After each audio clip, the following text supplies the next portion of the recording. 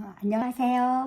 오늘은 제가 약속한 대로 건강한 밥을 소개하기 위해서 오늘 동영상을 준비했는데요. 물론 대부분이 다 상상을 하실 거예요. 뭔가 다른 곡물이 들어갈 것이다. 네, 맞아요. 좀 말이 길어져도 이해해 주시고 제가 왜 이 레시피를 추천하는지 조금 설명드릴게요. 먼저 그러면 제가 하나 질문을 하나 해볼게요.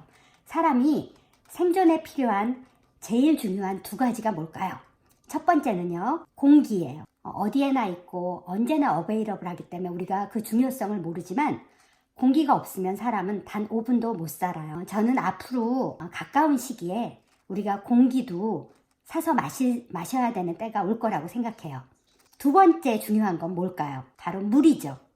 사람이 물 없이는 며칠을 못 견디죠. 공기나 물처럼 우리한테 매일 하는 거, 뭐 특별히 생각하지 않아도 당연히 숨쉬고 특별히 노력하지 않아도 물을 마시는 것처럼 좀 일상적인 것들이 우리에겐 가장 중요한 거예요.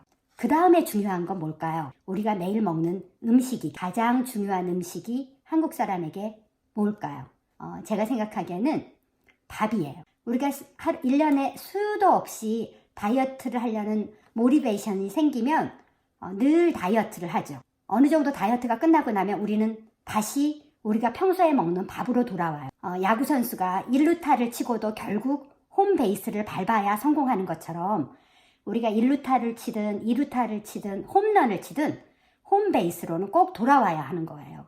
그래서 다이어트는 우리가 가끔 모티베이션이 충분할 때 하는 거지만 밥은 우리가 모티베이션이 없어도 그냥 일상적으로 우리가 공기를 마시고 숨을 쉬고 물을 마시듯이 밥은 하루에 3번 everyday 그렇게 먹는 거거든요. 그래서 우리가 여러 가지 건강을 생각해서 뭔가를 바꾸려고 너무 어려운 것을 하더라도 그 어려운 것은 조금 지치면 그만두게 돼 있어요. 하지만 밥을 먹는 걸 누가 그만두는 사람은 없지요. 저는 이 밥이 야구로 치면 홈베이스라고 생각해요. 그래서 이 홈베이스를 바꾸지 않으면 어떤 다이어트로 해서 성공해서 돌아와도 다시 홈베이스에서 무너지기 때문에 성공하지 못한다고 생각해요. 그래서 제가 오늘 소개하려고 하는 건데요. 너무 어려운 레시피를 하면은 좋다는 콩도 넣고 온갖 칠곡 여러 가지를 넣으려고 하면 불리지를 않았어요. 깜빡 잊어버렸어요. 그래서 오늘 그냥 하얀 쌀밥 해요. 그리고 나면 그 다음 날도 어제도 하얀 쌀밥 먹었는데 오늘 일부러 또 안 불려도 될 것 같아요. 그러다 보면 쉽게 포기하게 되거든요.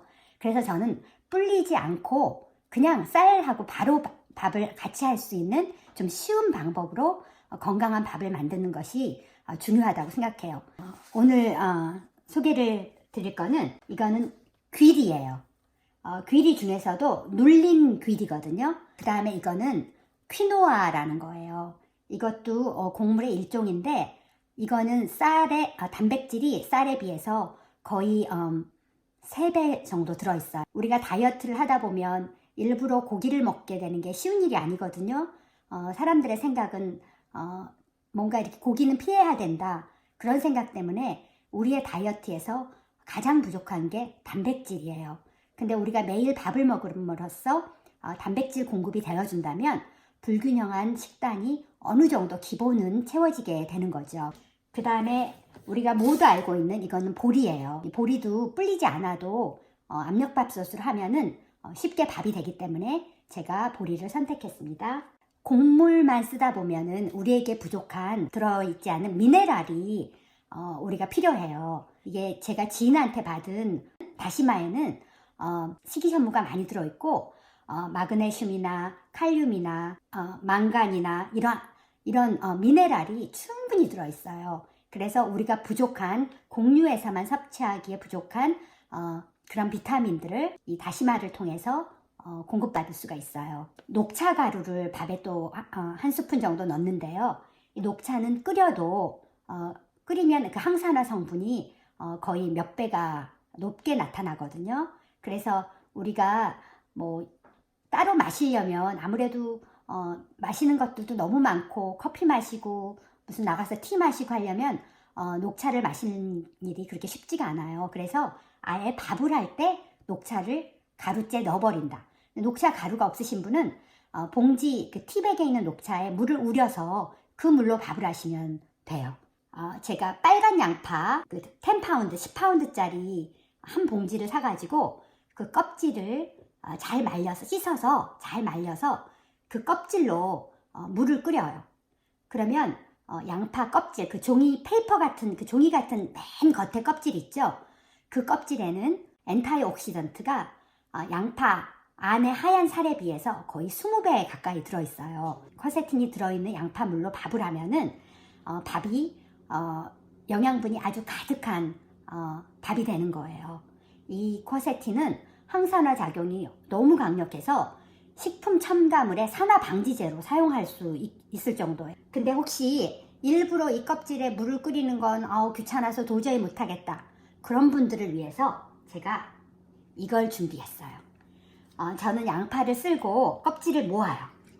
껍질을 모아서 이렇게 물에 담가서 혹시 묻어있는 농약이나 그런 더러운 것들을 미리 다 씻어내고 하다못해 이 뿌리까지도 남겨둬요. 그리고 나서 이게 다 빠지고 나면 이거를 밥할 때 맨 위에 올리는 거죠.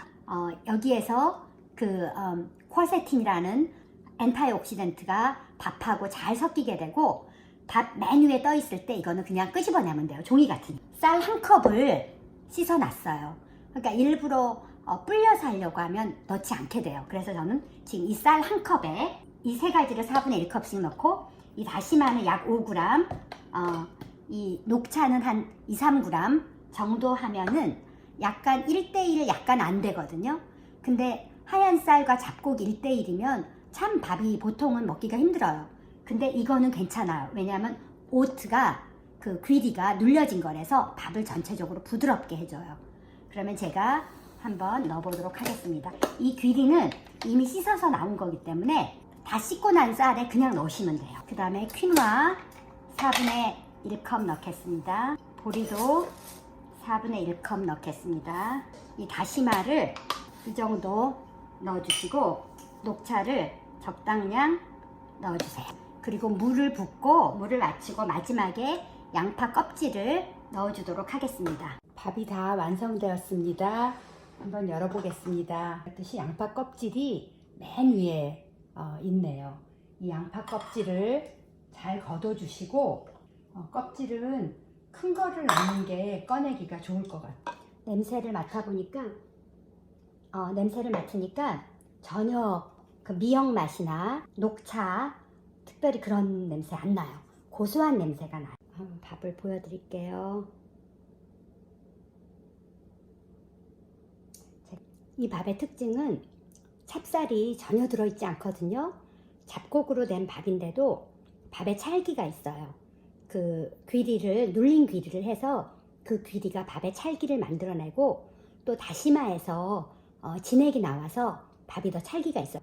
근데 그 양파 껍질에서 나오는 그 쿼세틴이 그 항산화제가 혈압을 낮추고 콜레스테롤을 낮춰주는 그런 역할을 해요. 그리고 녹차가 폴리페놀이 들어있어서 녹차도 강력한 항산화 작용이 있고 해독 작용이 있지요.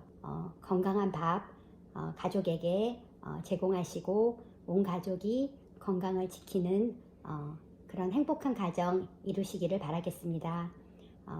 시청해 주셔서 감사합니다.